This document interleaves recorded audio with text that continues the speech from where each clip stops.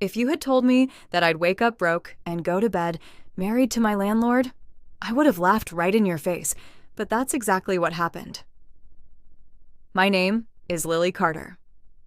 I'm 27 years old, permanently exhausted, and one overdue rent payment away from living in my tiny hatchback. Life hadn't always been this bad. 3 years earlier, I had a decent office job, enough money to pay my bills, and dreams of opening my own bakery. Then, the company I worked for went bankrupt. My savings disappeared, my car needed expensive repairs, medical bills from helping my younger sister after an accident piled up. Every time I managed to catch my breath, life kicked me back down. Now I worked 2 jobs. During the day, I was a receptionist at a dental clinic.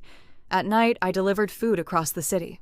Some weeks, I slept less than 4 hours a night, yet somehow, I was still broke.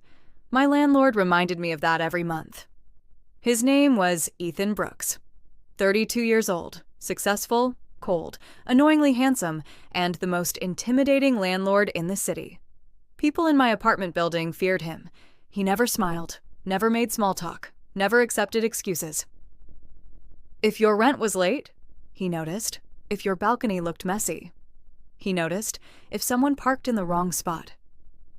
He somehow noticed before anyone else. Rumor had it he owned dozens of apartment buildings before turning 30. People called him the Ice King. Personally, I thought he deserved the nickname. I'd only spoken to him a handful of times.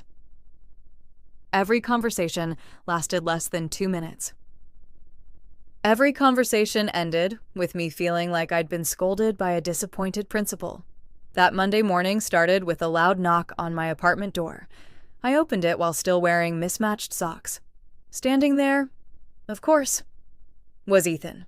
Perfectly tailored navy suit, expensive watch, coffee in one hand, clipboard in the other. He looked at me, then looked at the overflowing laundry basket behind me. His expression didn't change. "Good morning, Miss Carter. It would be better if you weren't standing outside my apartment. You have an overdue balance." "I know." "When can I expect payment?" "I get paid Friday." He checked something on his clipboard. "You said that last Friday." I winced, because last Friday, my car decided it no longer believed in transportation. Silence. I had to repair it. Silence again. I sighed. "You're really committed to this mysterious, emotionless thing, aren't you?" Nothing. Not even a blink. Finally, he spoke. "Friday? I'll have it. I'll hold you to that." Then he turned around and walked away. No goodbye. No smile. Nothing. I closed the door. What a robot. Unfortunately, the universe heard me, because my day somehow got worse. At work, my manager informed everyone that business was slow. Hours were being cut, mine included. I stared at the new schedule. 10 fewer hours next week. That was almost $300 gone. Fantastic. Then my food delivery app temporarily suspended my account because a customer falsely claimed I never delivered their order. Even though I had proof, now I couldn't even earn extra money. By the time evening arrived, I was sitting in my favorite diner with my best friends, Emma and Zoe. Emma slid a basket of fries toward me. "You look like someone canceled Christmas." "My landlord is going to evict me." Zoe shrugged. "Simple." "Oh? Marry him." I laughed so hard I nearly inhaled a French fry. "Right. Think about it," she continued. "No rent." "I seriously doubt landlords waive rent because you marry them." Emma joined in. "Actually, if he's handsome, it's practically an investment." I rolled my eyes. "You two have officially lost your minds." Zoe raised her milkshake. "To Lily, marrying her landlord." The 3 of us burst into laughter. A woman at the next table glanced over. I covered my face. "This is exactly why I don't take you anywhere." Emma pointed a fry at me. "Imagine introducing him. This is Ethan, my husband, my landlord, my financial recovery plan." We laughed even harder. I had absolutely no idea. Someone sitting a few booths away had heard every single word. A tall man in a dark coat quietly stood, paid his bill, and left. None of us noticed. The next morning, my phone rang while I was brushing my teeth. Unknown number. Hello? Miss Carter? Yes? This is the county courthouse. My stomach dropped. Courthouse? Had I forgotten to pay a ticket? We're calling regarding yesterday's marriage registration. I froze. My what? The marriage certificate submitted yesterday. I'm sorry. I think you have the wrong person. Your name is Lily Carter, correct? Yes.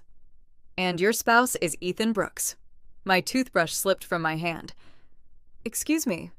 We're calling because one signature appears incomplete. We'd like both of you to return this afternoon. I'm married? There was a long pause. Yes. No. I am absolutely not. Our records indicate otherwise. The call ended. I stood in my bathroom, completely frozen, still wearing one slipper. Toothpaste dripping down my chin. 5 minutes later, someone started pounding on my apartment door. I opened it, standing there, looking angrier than I had ever seen him. Was Ethan Brooks. He held up an official document. His jaw was clenched. His voice was calm, far too calm. Miss Carter. I swallowed. Yes? We appear, he took a slow breath, to have accidentally gotten married. And just like that, my life officially stopped making sense. For a full minute. Neither of us said a word. I stared at the marriage certificate. He stared at me. The hallway was so quiet I could hear my neighbor's television through the wall.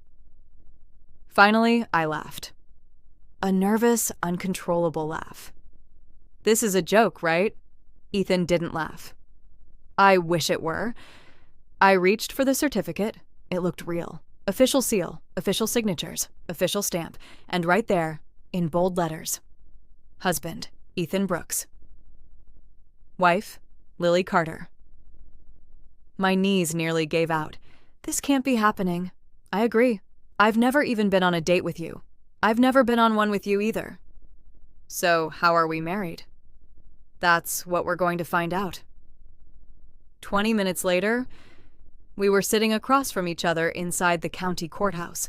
A clerk nervously adjusted her glasses while flipping through several files. I've honestly never seen anything like this. That's comforting, I muttered. She looked embarrassed. It appears 2 couples with the exact same names had appointments yesterday. What? The other Lily Carter and the other Ethan Brooks were supposed to get married. I blinked. There are 2 of us? She nodded. They submitted paperwork online several weeks ago. And somehow, she swallowed. The files were switched. I buried my face in my hands.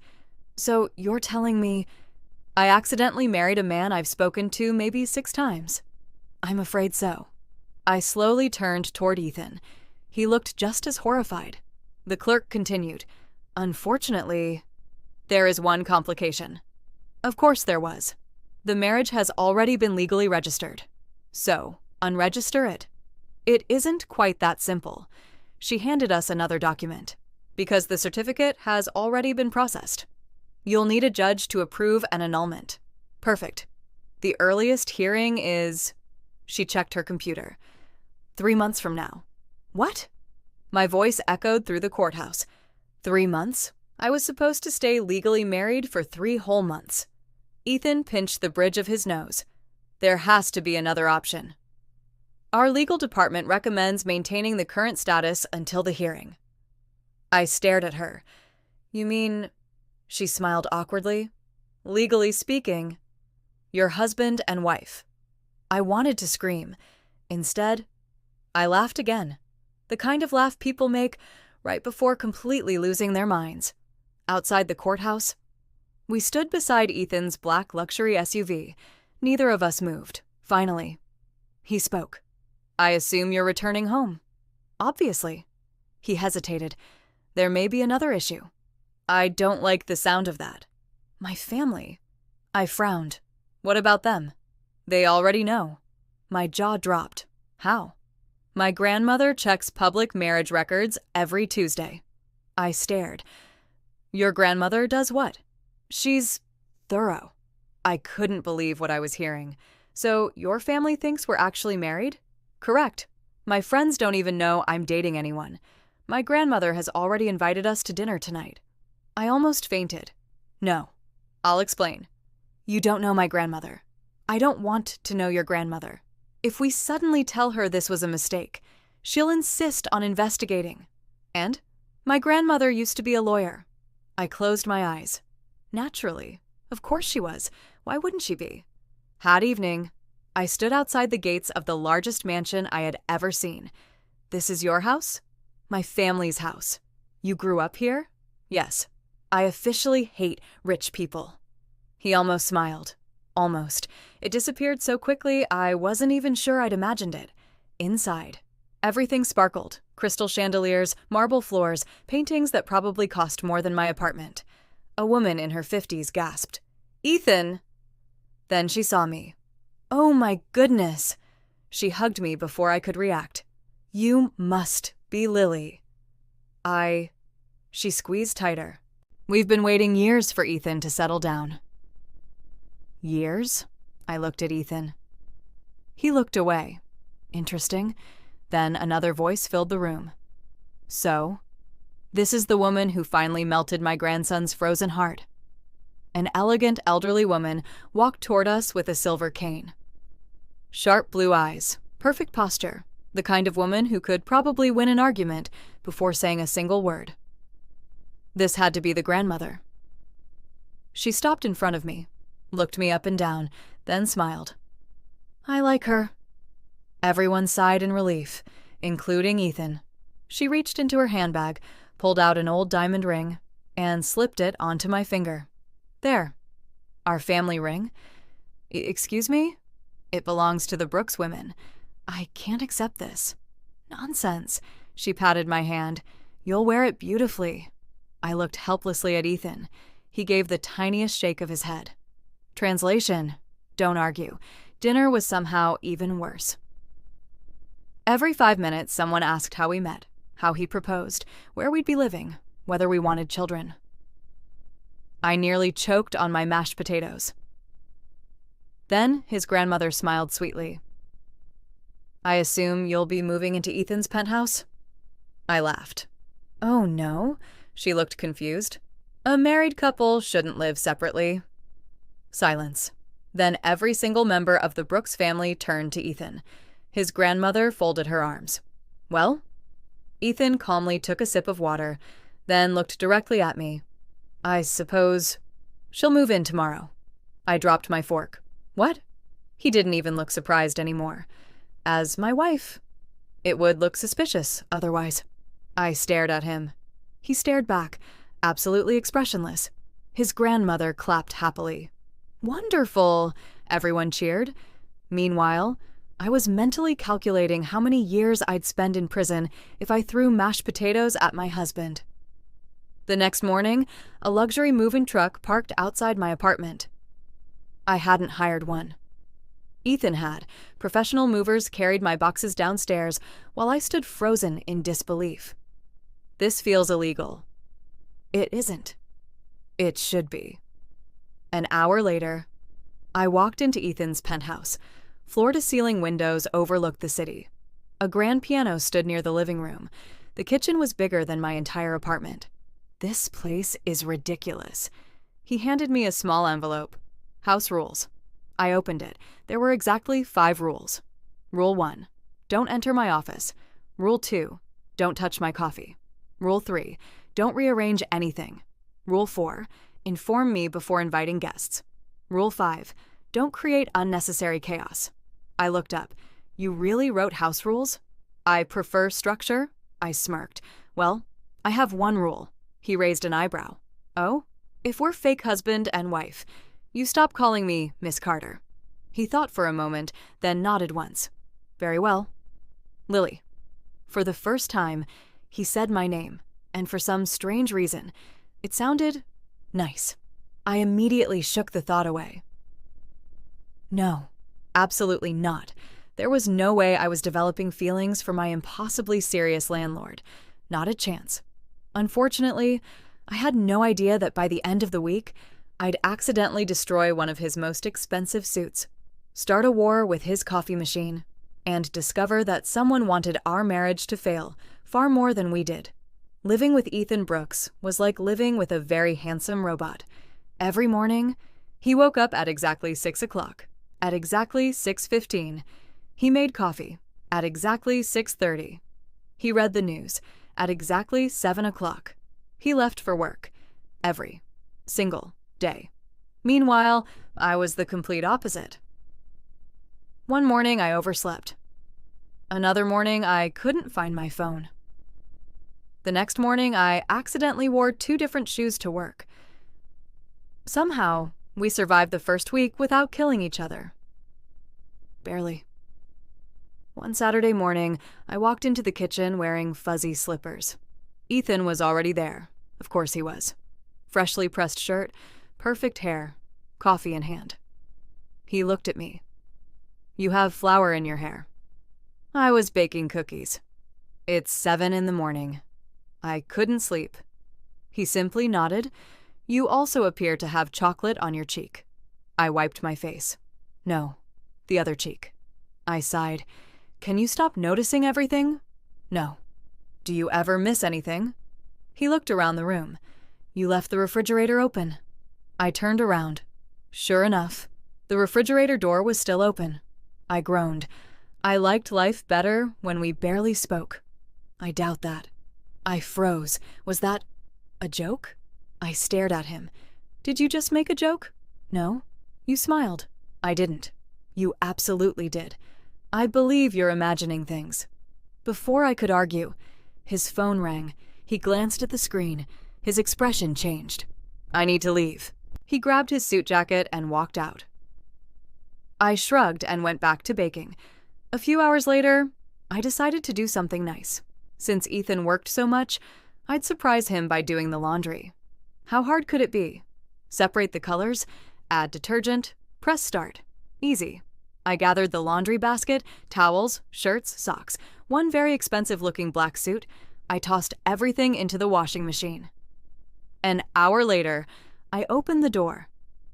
Immediately, my heart stopped. The suit looked tiny.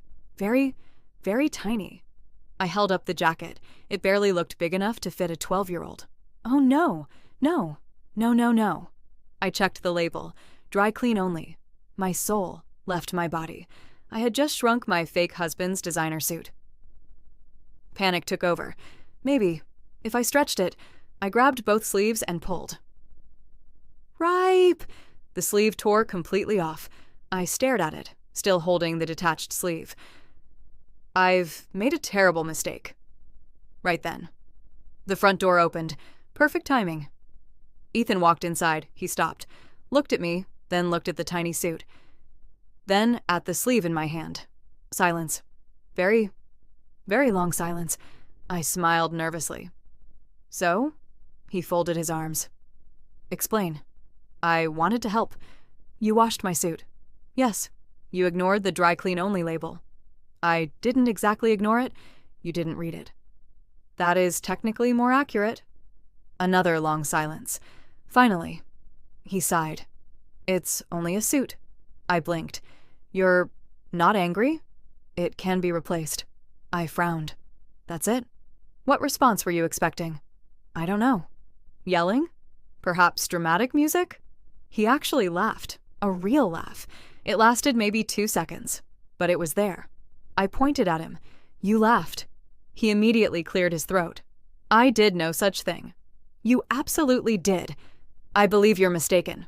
"I heard it." "You must be tired." I couldn't believe it. The Ice King could laugh. Someone should alert the news. That afternoon, his grandmother called. "Lily, darling." "Hello? We're having lunch tomorrow." "Again?" "I've invited a few family friends." "Oh, and Ethan's former girlfriend will be there." I nearly dropped my phone. "I'm sorry. His what?" "His ex. Very lovely girl." I looked toward Ethan. He was reading emails on his tablet, completely unaware. His grandmother continued. "I do hope there's no awkwardness." Too late. There was already awkwardness. The next day, I understood exactly why. Her name was Victoria. She was beautiful, elegant, perfect hair, perfect makeup, perfect smile, the kind of woman who looked like she belonged on magazine covers. She walked straight toward Ethan, ignored me completely, then kissed him on the cheek. "It's been too long." Ethan stepped back slightly. "Hello, Victoria." She smiled sweetly. "I heard you got married." I almost didn't believe it. Then, she finally looked at me. "Oh, so you're Lily." Her smile never reached her eyes. "It's nice to meet you." Something told me. She didn't mean it. During lunch, she stayed glued to Ethan's side. She laughed at everything he said, touched his arm whenever she could. Constantly brought up old memories. "Remember our trip to Paris? Remember that charity gala? Remember when your grandmother wanted us to get married?" I almost choked on my lemonade. His grandmother wanted them to get married. Interesting.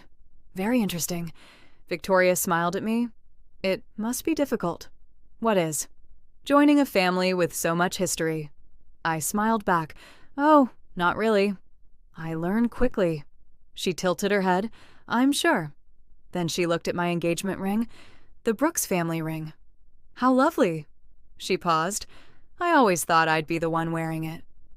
The entire table went silent. I slowly put down my fork. Before I could think of a reply, Ethan calmly reached across the table and took my hand. His fingers wrapped around mine. Warm, firm, completely unexpected. Then he looked directly at Victoria. "My wife wears it well." My heart skipped a beat. Victoria's smile disappeared. Just for a second. But I saw it, and so did everyone else. Lunch ended shortly afterward. On the drive home, neither of us spoke. Finally, I looked at him. "You didn't have to hold my hand." "I know. So why did you?"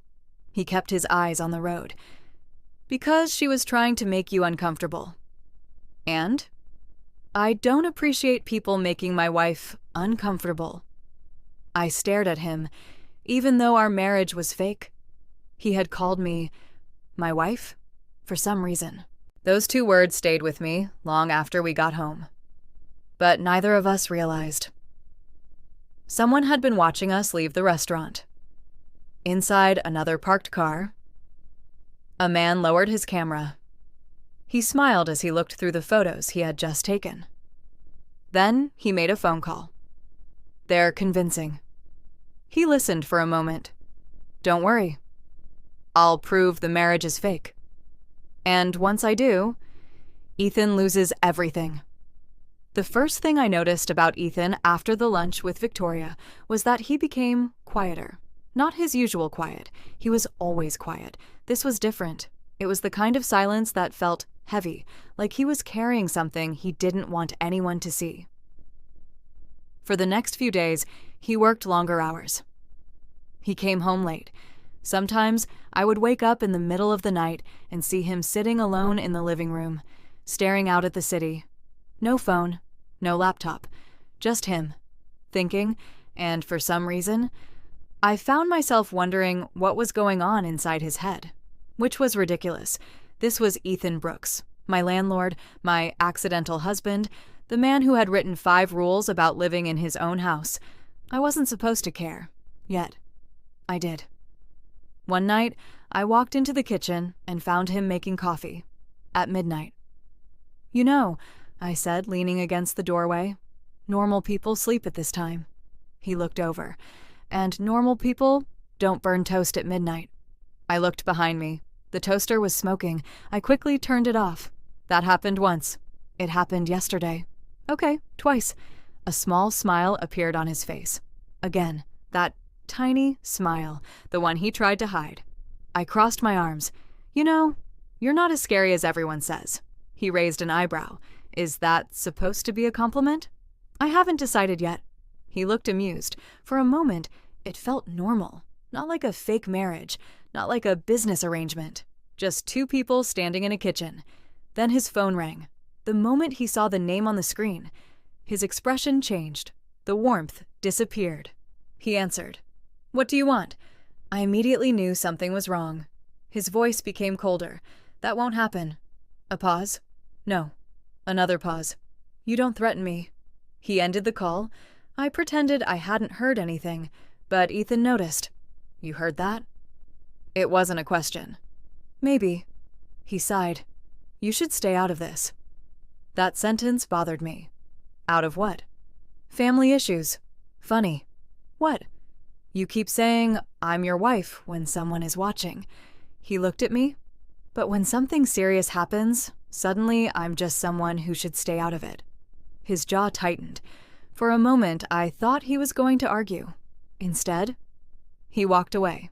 The next morning, I woke up to chaos. A gossip article was trending online. And guess who was in the headline? Me. Billionaire Ethan Brooks secretly marries mystery woman after years of avoiding romance. I nearly dropped my phone. The article had photos from the restaurant. Photos of Ethan holding my hand. Photos of us leaving together, but the comments were horrible. She married him for money. She's clearly after his fortune. How long until she divorces him? I felt sick. I wasn't used to strangers judging me, especially millions of strangers. I put my phone down. Then Ethan walked in. He already knew. I'll handle it. I looked at him. How? My lawyers. No. He stopped. No? I shook my head. I don't need your lawyers fixing my reputation. Lily, I didn't marry you for money. I know. Do you? That made him quiet, because maybe he didn't. Maybe deep down, he wondered the same thing. A few seconds later, he spoke. I don't think that. Then why are you always trying to protect me? He looked away, and for the first time, I saw something behind his cold expression. Fear, not anger, not annoyance, fear. Before I could ask, someone knocked on the door. Ethan immediately became alert. He walked toward it carefully. Stay behind me. I frowned. It's just a door. Do it. Something about his voice made me listen. He opened the door. A man stood there, early 40s, expensive suit, confident smile. Ethan. The atmosphere changed instantly. Ethan's expression hardened. What are you doing here, Daniel? The man smiled. I came to congratulate you. He looked past Ethan, at me. So this is the woman who ruined my plans. I froze. Excuse me? Ethan stepped forward. Leave. Daniel laughed. Still protecting her? Interesting. Very interesting. He pulled out his phone. I wonder how your new wife would feel if she knew the truth. Ethan's face changed. What truth? Daniel smiled. The truth about why you really married her. My stomach dropped. I looked at Ethan. What is he talking about? Daniel took a step back. Ask your husband. Then he walked away. I turned toward Ethan. What does he mean? Silence. Ethan. He didn't answer. That scared me more than anything. Finally, he said quietly, There are things about me you don't know. I crossed my arms. Then tell me. He looked at me, and for the first time since I met him, Ethan Brooks looked vulnerable. When I was younger, I made a mistake. What kind of mistake? He looked toward the window. The kind that destroyed my family. Before I could ask more, his phone buzzed. He looked at the message. The color drained from his face. What is it? He handed me the phone. It was a photo of me, taken earlier that day. Outside the building, underneath the photo was a message. She doesn't know who you really are yet. My heart started racing. Someone was watching me. Someone was trying to destroy Ethan, and somehow, I was now part of the target. That night, while Ethan thought I was asleep, I saw him enter his office.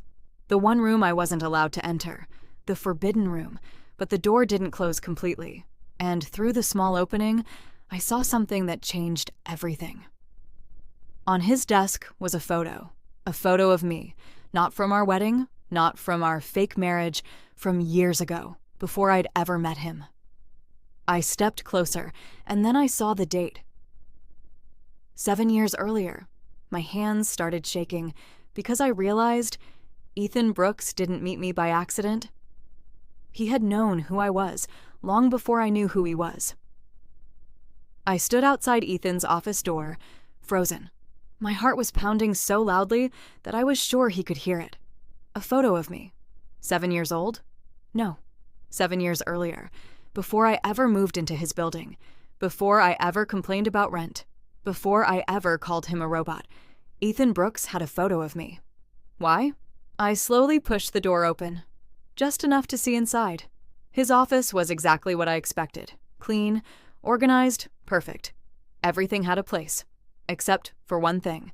The desk. On top of it were dozens of papers, old documents, newspaper articles, and photos. Photos of me. My stomach dropped. I stepped inside. "What are you doing?" I jumped. Ethan was standing behind me. I turned around quickly. His face was unreadable, but his eyes looked hurt.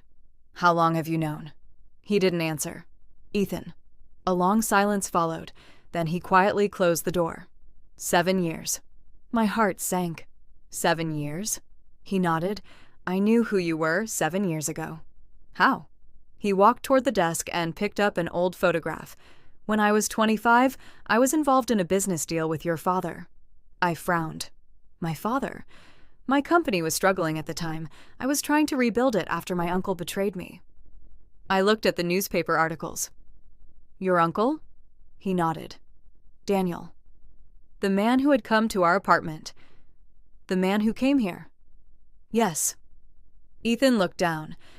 "He was my father's business partner. I trusted him." "What happened?" His expression changed. "He stole millions from my family." I stayed quiet. My father took the blame publicly. The stress destroyed his health. I felt my anger soften. "I'm sorry." He nodded. "After my father's death, I spent years rebuilding everything." "Then what does this have to do with me?" Ethan looked at the photograph in his hand. "Your father was the only person who helped me." I blinked. My father? He discovered what Daniel was doing. My eyes widened. He tried to expose him. Daniel found out. And? Ethan looked away. "Your father disappeared from the business world shortly afterward." I swallowed. I remembered. My father losing everything, our family struggling, but I never knew why. Everyone told me it was just bad luck. Ethan continued. "He protected my company, but it cost him his own."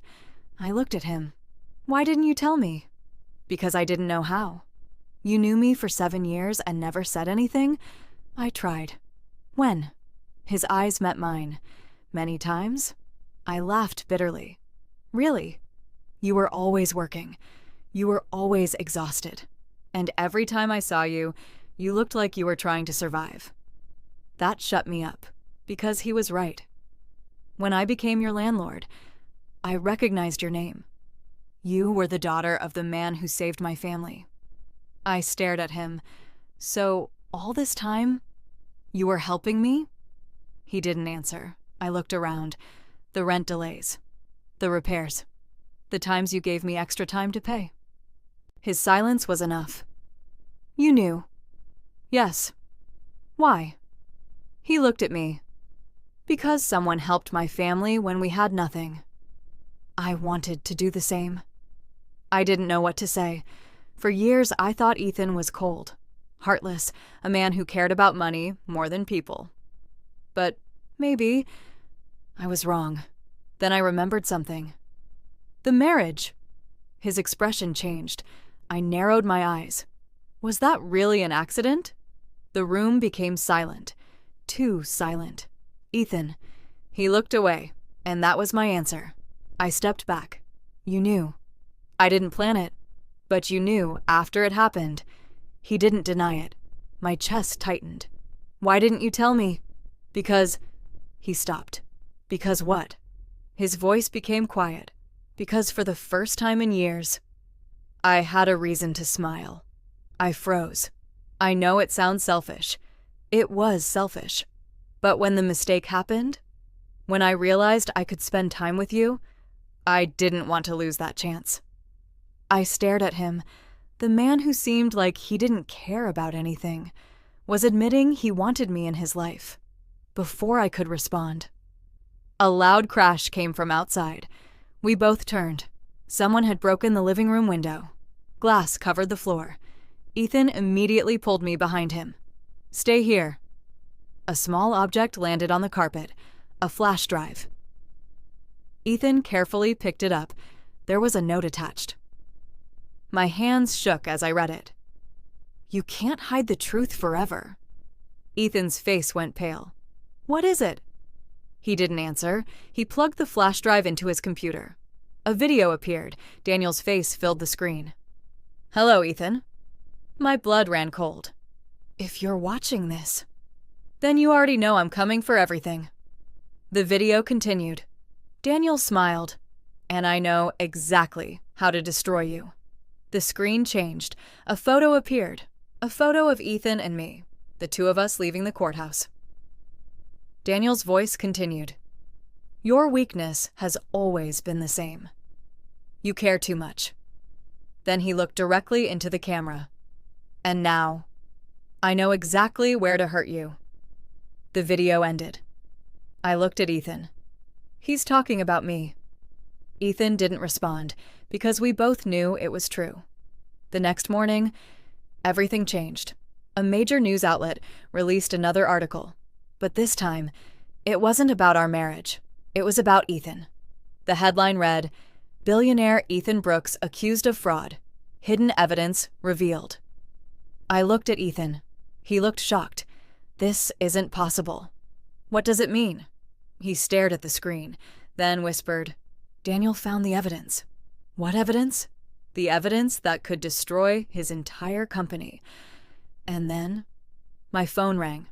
Unknown number. I answered. A voice on the other end said, "Lily." My blood turned cold because I recognized the voice. It was Daniel. "You want to save your husband?" I couldn't speak. "Then come meet me alone. Don't tell Ethan, or you'll never find out the truth." The call ended. I stared at my phone. And for the first time, I realized something terrifying. The person trying to destroy Ethan was now using me to do it. I stared at my phone for several minutes after Daniel's call ended. My first instinct was to tell Ethan. Immediately, he deserved to know, but then I remembered the look on his face when he saw the news article. For the first time, I saw Ethan Brooks afraid. Not for himself, for everyone around him, especially me. And that was the moment I realized something that terrified me. I wasn't pretending anymore. Somewhere between the arguments, the ridiculous house rules, and the accidental marriage, I had started caring about him. I didn't want to see him lose everything. But I also knew one thing.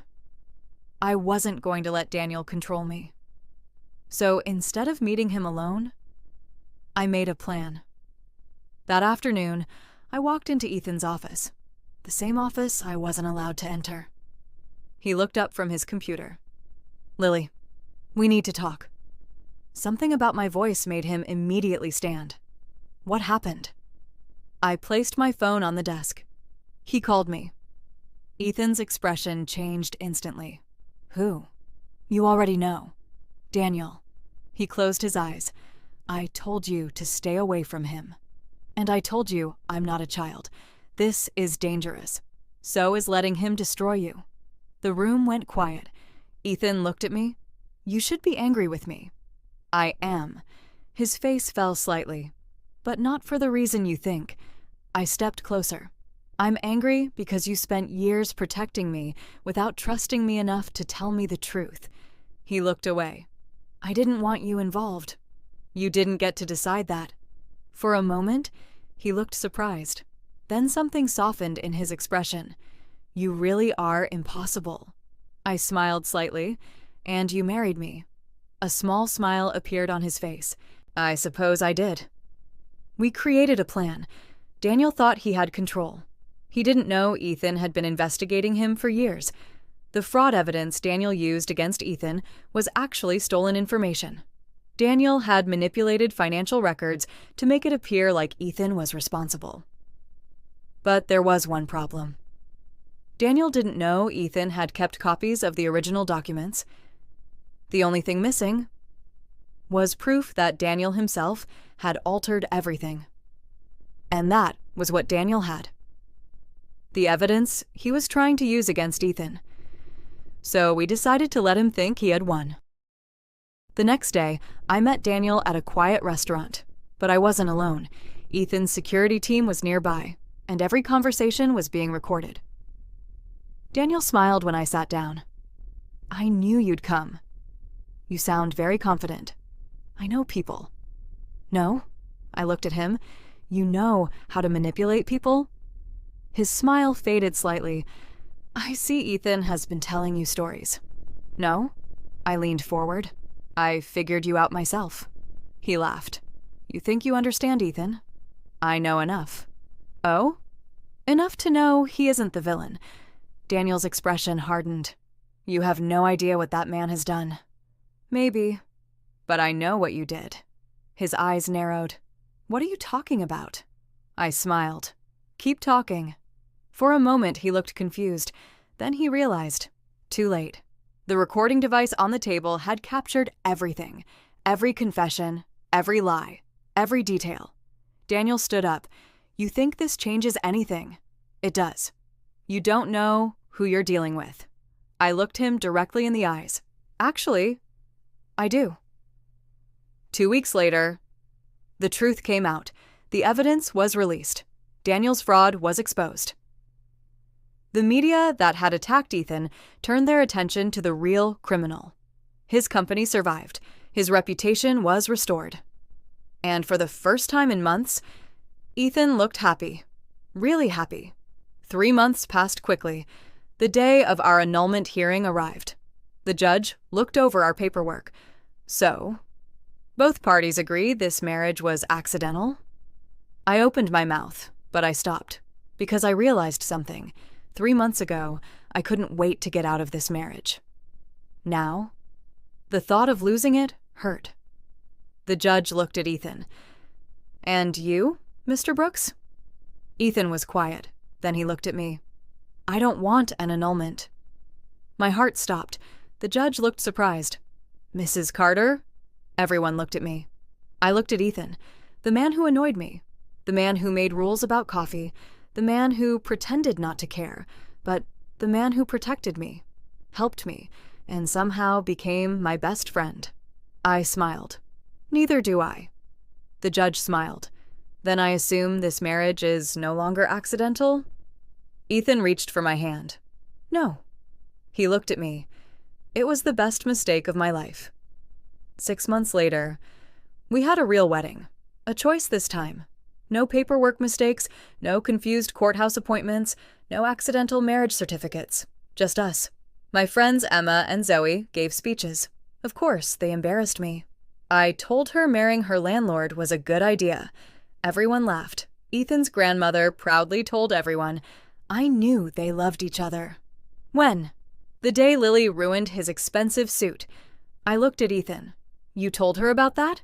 He shrugged. She asked. You told my grandmother? She already knew. Of course she did. At the end of the night, Ethan and I stood outside under the lights. Do you regret it? I asked. What? Marrying me by accident. He smiled. No. Not even the destroyed suit? That suit was replaceable. He looked at me. You weren't. I smiled. You're still a terrible landlord. Why? Because my rent is still due.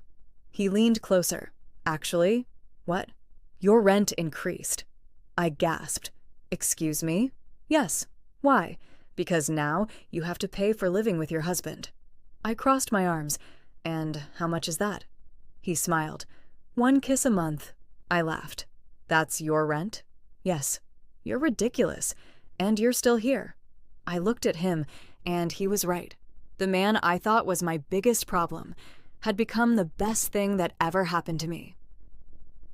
Sometimes life doesn't give you what you planned. Sometimes it gives you something completely unexpected.